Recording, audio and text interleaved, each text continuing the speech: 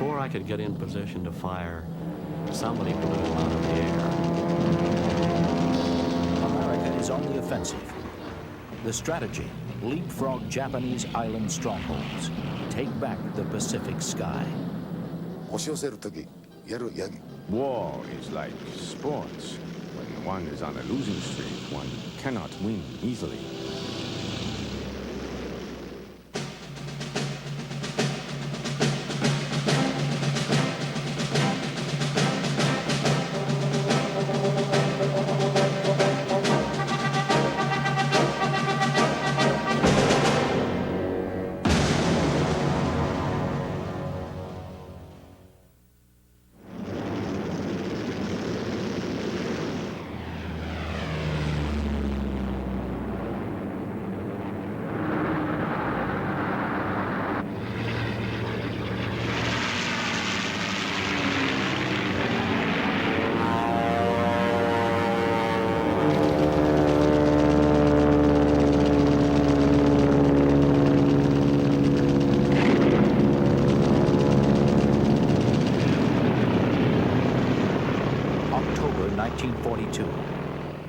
U.S. Marines are in control of Henderson Airfield on Guadalcanal.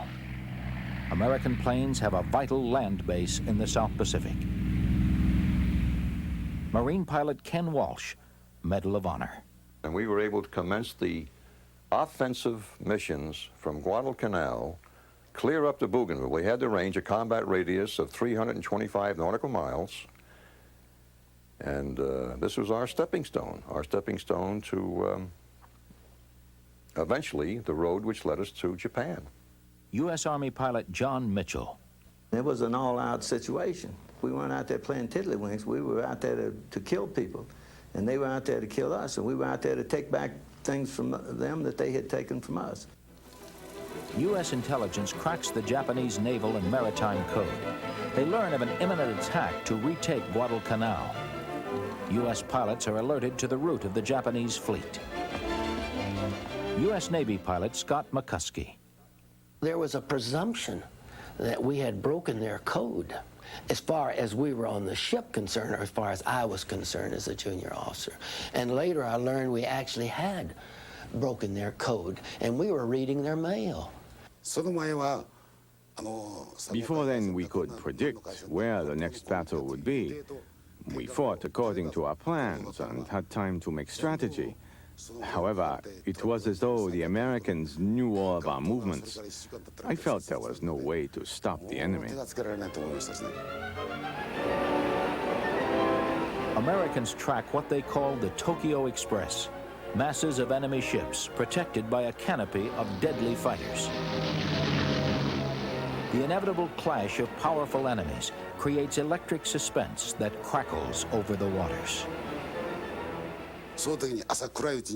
Before dawn, our scouts flew in the shape of a big fan scattered widely, and all of our fighters were ready on the carrier and waiting. But if we were attacked while we were waiting, while we were still on the ship, it would be the same as the Battle of Midway, and we would all be destroyed. While we were waiting, the tension was immense. The Japanese fleet is spotted. American fighters and torpedo bombers head in for the kill.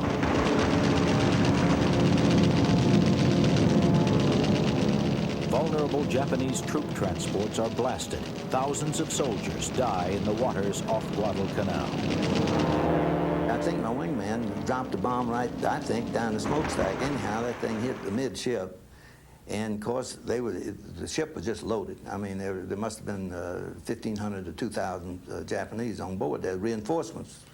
And so when the bomb hit the ship, they jumped out in the water and all like that. Well, hell, we just turned around, and after we dropped that bomb, just turned around and came back and opened up with them on the machine guns. And they were in the water, and the water was red with blood. And the sharks were having a heyday. Yoi Hinoki, Japanese Air Force. I thought we were completely destroyed. Oh no, everything was destroyed. Now I have to destroy the enemy. The enemy was regrouping in formation and then coming back. And I thought, the American Air Force is surely tough. They are really are something. Look at what they are doing. In the instant I saw the formation, I was shot in my right leg. I found that below the knee, about 10 centimeters below, was blown off. I tied my scarf around my knee and returned to the base. As Japanese pilots grow desperate, American aces are hungry for combat. And I pulled in behind him and cut loose with this cannon, and the third shot I got out, and that sucker must have been a million pieces. And of course I was just elated, and I said, man, this is a great game, you know, let's get some more of this thing. The Japanese are beaten back. Bougainville is the next American target, even closer to Japan's key South Pacific strongholds.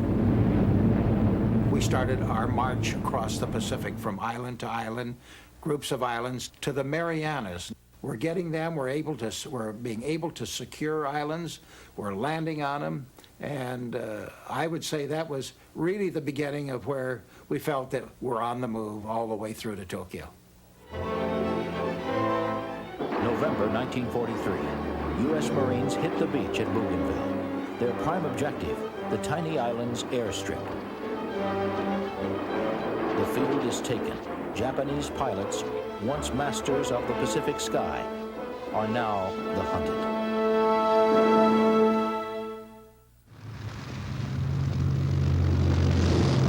From hard-won airfields, from scripts hacked out of the jungle, from huge carriers,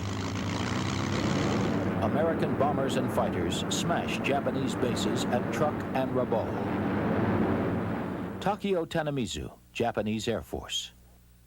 When we were transferred from the mainland to Rabaul, all of us felt we would never come back alive.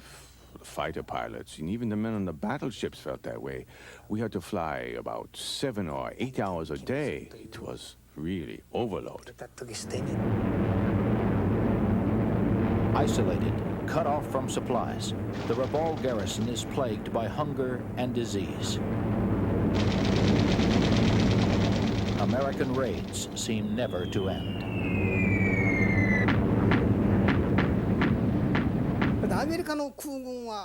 The American Air Force was attacking us. They came without stopping. Sometimes they came 3 times a night. They did not let us sleep at all. Because I did not have any men who could go up in the air during the nighttime, we had a very hard time. Long on courage, the Japanese pilots question the attitude and wisdom of their elitist officers. Most Japanese fighter pilots are only sergeants and must obey their superiors without question. Saburo Sakai, a leading ace, feels the beginnings of dissent.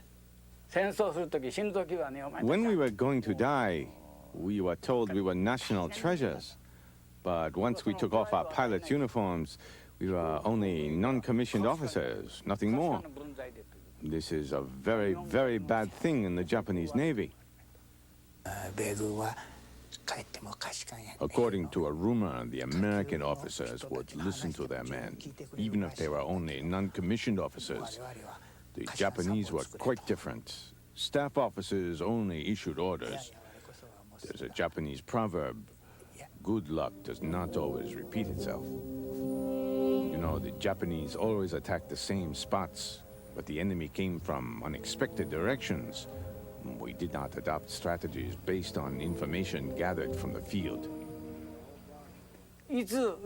Officers never discussed with their men the battles they had just fought or strategies for the next battles. That was ridiculous. In such a structure, the Japanese Navy would not be able to fight efficiently. Well, that was the Japanese Navy. Ridiculous. If an isolated Rabaul was to die, it would die hard. Whatever their feelings, Japanese pilots desperately try to break the American stranglehold on their base. I was reckless when defending my own base. Being trained as a carrier pilot, we were naturally more aggressive. We always attacked before being attacked. For if our carrier came under fire, that was it. That was the end. We had no time to think before engaging the enemy. I didn't care if there were 200 of them. I simply dove into the middle. I was only satisfied if I was able to break their formation. George Chandler's P-38 Lightning is tracked by a Zero coming in for the kill. Here came a Zero down. He'd seen this crippled P-38, and he was coming down to finish me off. He made a big wide swing out and turned to come back in, and he wasn't watching his tail. The Marine pilot just exploded him in a big ball of flame. Went by with a victory roll going back up into the fight. God, he looked good to me. He looked so good to me. Like Rabaul, Truck Island was once considered impregnable. Now bypassed by American leapfrogging strategy, the mighty fortress is demolished from the air. Truck Island was a base for the Japanese Allied forces.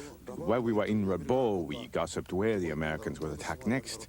Rabaul was the front, so we thought the Americans would attack somewhere near there. However, our base in Truck Island was attacked unexpectedly. U.S. Navy ace Alexander Vrashu flies his Hellcat fighter into a melee over Truck.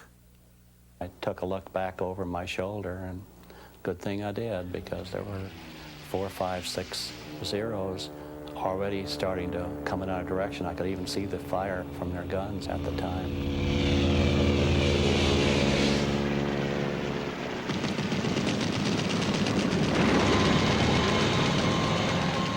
Vrashu gets 3 kills, goes for his 4th. I played a cat and mouse game with him. He was ducking in and out of a cloud. I'd try to make a run on him, and he ducked back into a cloud. So I thought, well, okay, I'll get up sun, which I did. Went up on the sun side of him, and he never knew what hit him. Even if we escaped into the clouds, bullets still followed us. Surely they could not see us, but still the bullets were coming. We did not understand why we were being hit. Very good pilots lost their lives, one after another, from the middle of the war on. I regret their deaths. However, we were no match against the enemy anymore at that time. With the Japanese fighter force beaten, American bombers are free to destroy Truck's menace. Like Rabaul, the base is left to crumble under the weight of starvation and disease. We could concentrate maybe 1,500 aircraft at any place we chose. And it's impossible for the Japanese on their perimeter defenses to concentrate a defense to oppose this. U.S. power gathers for the assault on Japan's remaining outposts in the Central Pacific. Tarawa, Tinian, Rota, Saipan, Guam. It will be a climactic clash of titans.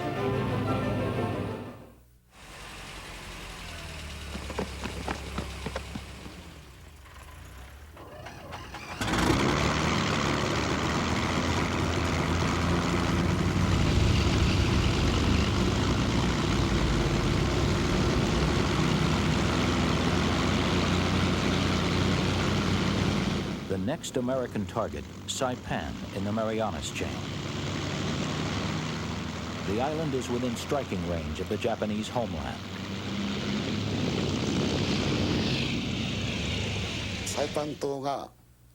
Saipan was attacked. The Americans landed on that island.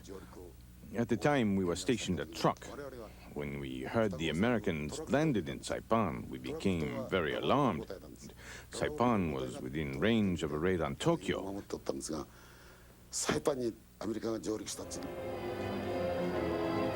The Japanese mount a furious defense. On the ground, Marines take awful punishment.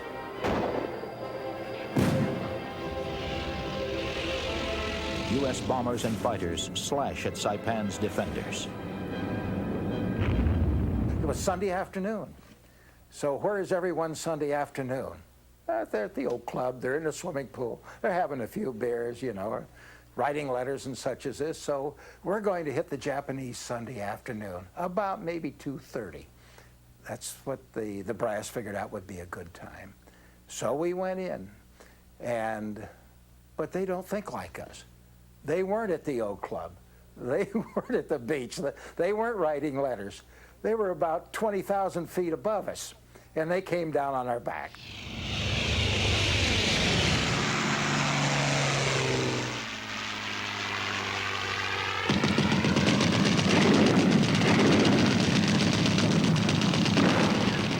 Type of a fight, we were strafing aircraft on the ground and then trying to cover our backs with Zeros coming down. So we had both air-to-ground going on and air-to-air. I believe I got a couple on that particular mission. We lost a few, but we're now on the offensive, and we can see some daylight. June 19, 1944. One of the most decisive air battles of the war will seal the fate of the Japanese in the South Pacific. It will come to be known as the Marianas Turkey Shoot.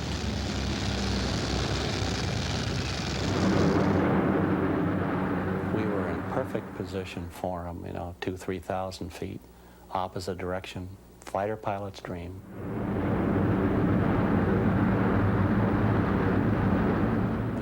These things are once in a lifetime. All the training that you have, but you don't generally have something quite like this.